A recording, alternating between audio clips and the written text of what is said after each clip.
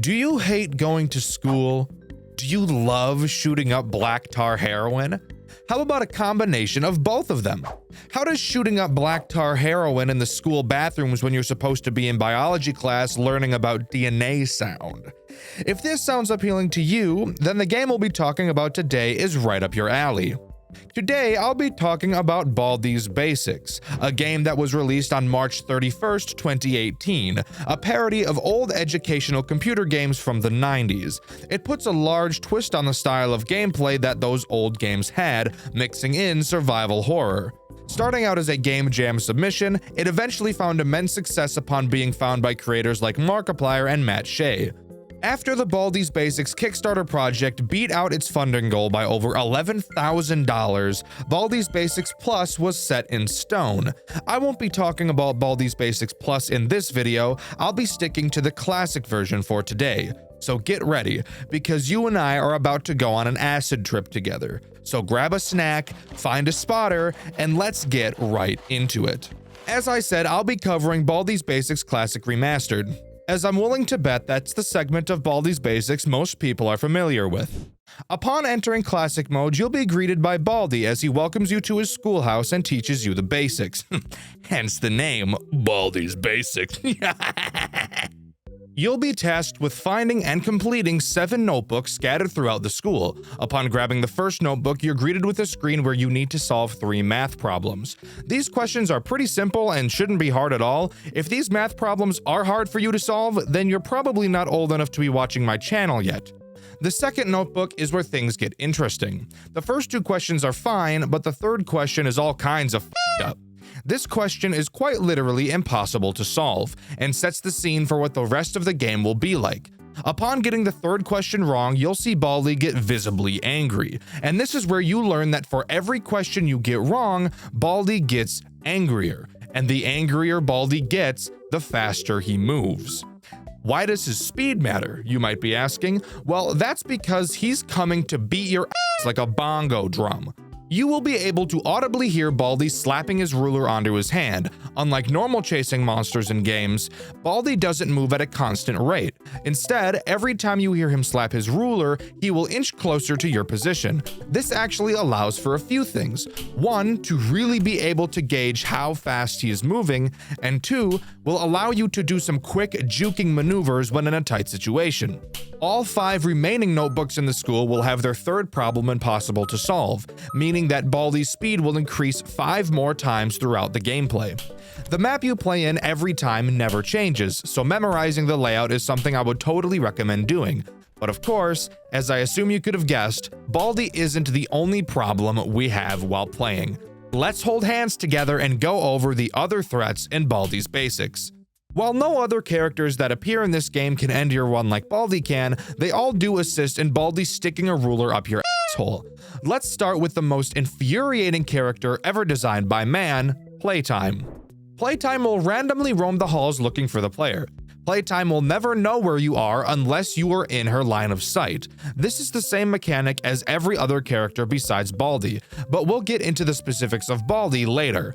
When Playtime spots the player, if she isn't in her cooldown mode, she will begin to chase the player until she catches them. Playtime is faster than you while you're sprinting, so have fun trying to lose her. If you turn a corner and lose her line of sight, she will continue moving in the same direction you went. But if you can turn 2 corners while staying out of her line of sight, she will lose you and start randomly roaming around again. If she catches you, which is probably going to happen most times, she will start her jump rope minigame. And this minigame is the main reason why she's probably the most annoying threat in the entire game.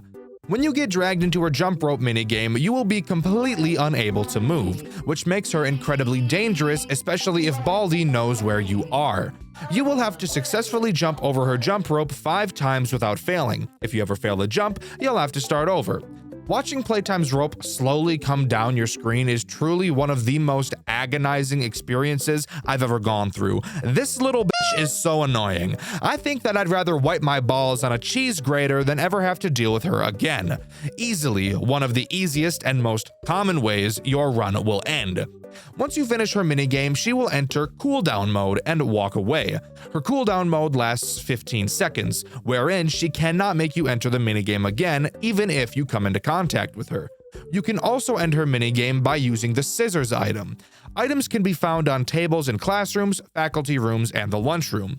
Each item has a different use, and I will go over all of them as they become relevant. If you have the scissors when you enter the jump rope minigame, you can use them to snip that little asshole's jump rope and make her cry, which makes me smile. This will force Playtime into her cooldown mode, which will make for some very clutch moments as you get deeper into the run.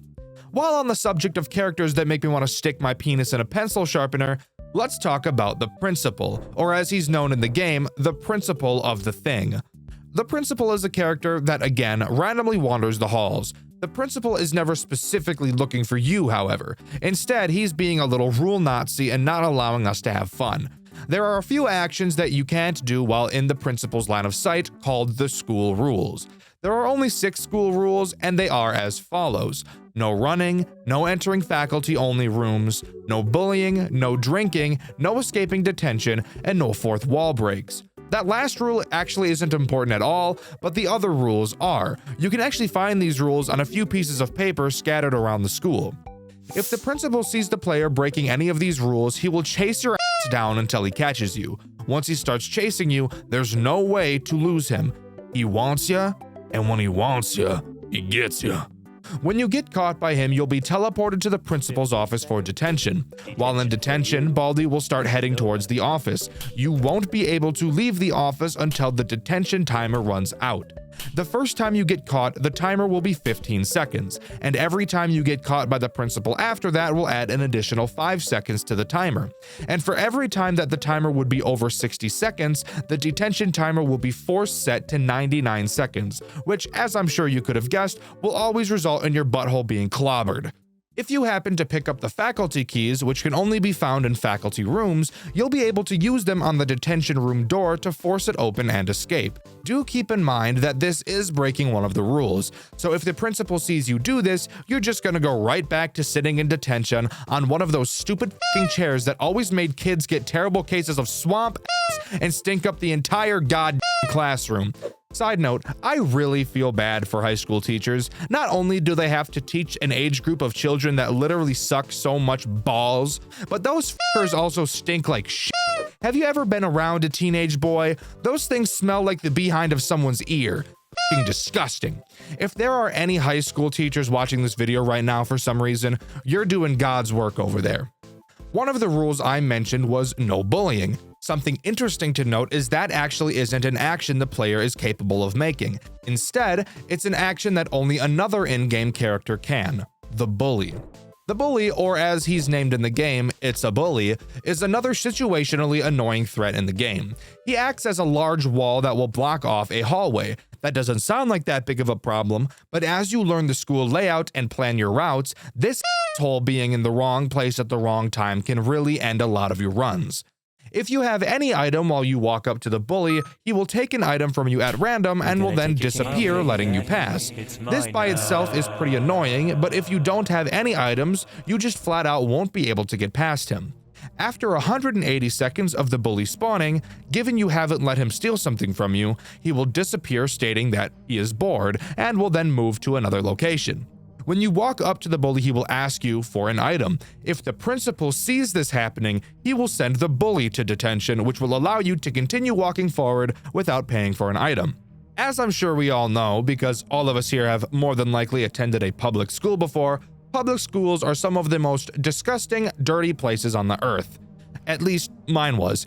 And for every dirty, grubby hallway, a janitor is needed. And rest assured, Baldi's Basics has one too. That being Gotta Sweep, a character who is just a f***ing broom. Gotta Sweep begins in the janitor's closet room at the start of the run. After 120 to 180 seconds, he will leave the janitor's closet and quickly rush around the entire building. Gotta Sweep is very large and takes up the entire hallway. He's actually one of the fastest entities in the entire game. Anything he comes into contact with will be pushed along with him at top speeds. This can both be a blessing and a curse. If you're in a situation where you're getting absolutely butt-banged by Baldi and you're out of sprint on the verge of death, there's a chance Gotta Sweep can come by and push you super far away from Baldi, which is exactly what you would want. However, There's also the chance the exact opposite can occur, and Gotta Sweep will push you directly into Baldi's ruler, and you'll be able to feel said ruler enter your insides. Maybe that would result in pleasure for you, but for all of us normal people, it definitely wouldn't. Another character that's pretty similar to Gotta Sweep is First Prize. First Prize acts as more of an ally to the player than a burden. He will wander the hallway aimlessly until he finds the player. When he does, he'll very painstakingly slowly turn towards us and move at Mach 90, pushing us and anything else it touches along with it until it hits a wall or another object. This is super helpful and can be used later in a run when Baldi really starts to speed up. Fun fact, First Prize was added to the game in the secret ending update to make the secret ending possible to get, because without him it would be literally impossible to achieve.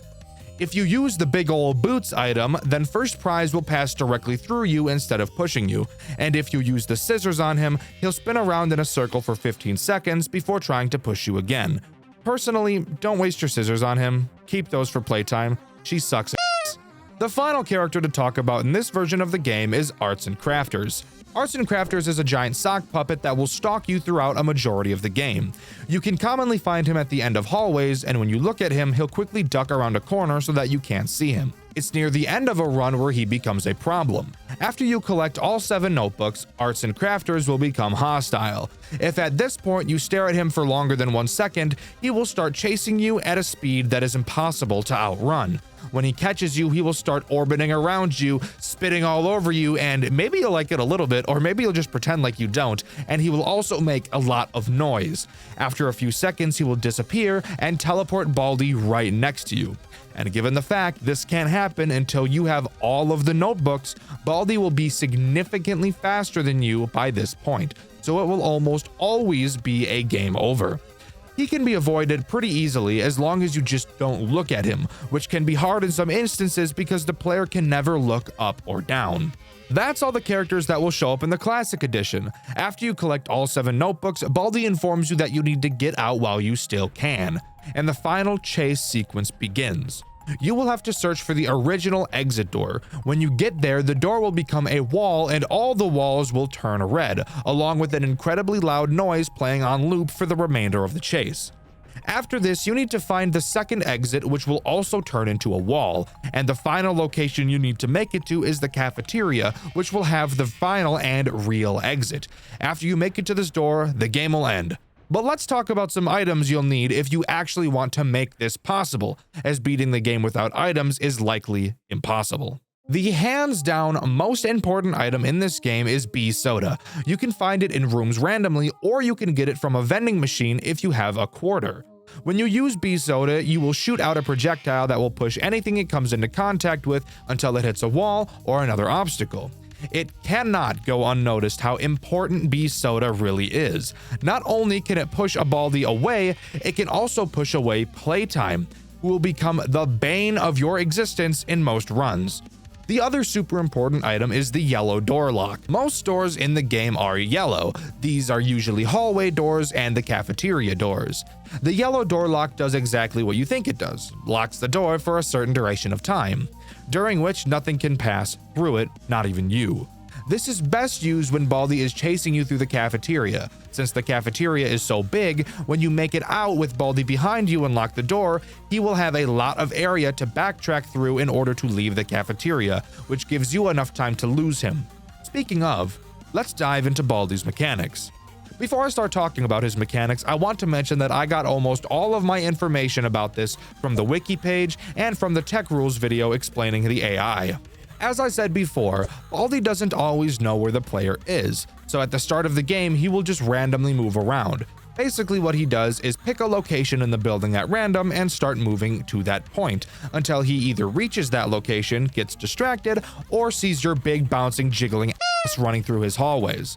If he sees you, then he'll just start chasing you, and you can lose him just like Playtime by turning 2 corners without him seeing you. Then he'll just go back to picking a random location and going there.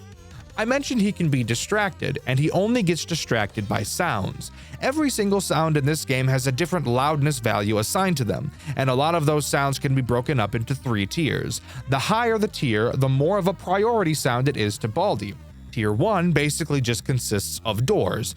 Tier 2 consists of the tape player that can be used by the player if they have the tape item. And Tier 2 also has bad math, which, yes, is when you get a math problem wrong in a notebook. I guess that makes noise for some reason. Who knows? Maybe when you get a question wrong, you get so mad at yourself and you shit your pants and that's what he hears? I don't know. And finally, Tier 3, which consists of being sent to detention, using the alarm clock item, and reaching one of the exits in the final chase sequence. To put it simply, as long as the player isn't in his line of sight, whenever Baldi hears a noise, he'll start moving towards that noise as long as it's in a tier that's of a higher noise value than what he was already moving towards. So if he heard a door open and was moving towards that, but then hears you get sent to detention, he'll stop moving towards the door and start heading towards the office. Really, there's only two that are big problems. One of those is bad math because that's a required sound to make, and the other one is the doors, which obviously are another required sound to make. That is, unless you have WD squee, which is a one-time use item that will make a single door not make noise when being opened. But keep in mind, after a specific amount of time, that door that you squeed will all of a sudden make noise again. So, me, right? That's all the big information out of the way. But if that was all this game had to offer, I probably wouldn't have made a video about it. No. Now we need to talk about the part of this game that made me so unbelievably angry. I almost threw my monitor off of a balcony and then jumped off the balcony myself face first after it. The secret ending. Oh my fucking Christ, the secret ending. This is probably single-handedly the most infuriating challenge that has ever been made in any game ever. You thought 1020 mode in Five Nights at Freddy's 2 was agony. You're not even ready for the actual butthole penetrating torture that is Baldi's basic secret ending. In order to get the secret ending, you need to get every single math question wrong, and as I stated previously, every time you get a question wrong, Baldi gets angrier. So getting 21 questions wrong is borderline a death sentence. I'm not gonna lie to you guys, I got super lucky on one of my runs, and it only ended up taking me around 3 hours to beat. But for some unlucky people, like Markiplier for example, it took him a whopping 9 hours. Can we all have a moment of silence for the dedication that poor man put in? He did not have to do all that. I didn't have to do all that for this video, and he poured 3 times as much time in as I did. It's the same gameplay as the normal run, but holy hell is it way harder. Luckily for us, if Baldi kept his speed every single time you got a question wrong, it would be literally impossible to win. So after a certain point, when Baldi increases in speed, after a short time he will drop back down to his normal fastest speed of a slap every 1.03 seconds. But holy ass crack, it's fucking ridiculous. You will almost never feel like a failure is your fault. The sheer amount of luck required to beat this challenge is rivaled by very little.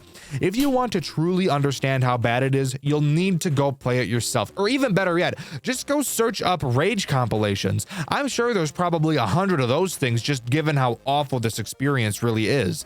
And you want to know the cherry on top? The fucking spit in the face this game gives you after beating this hellhole of a challenge. You enter Baldi's office. There's a really big distorted Baldi and a dude named Null standing behind his desk who pretty much just tells you to delete the game.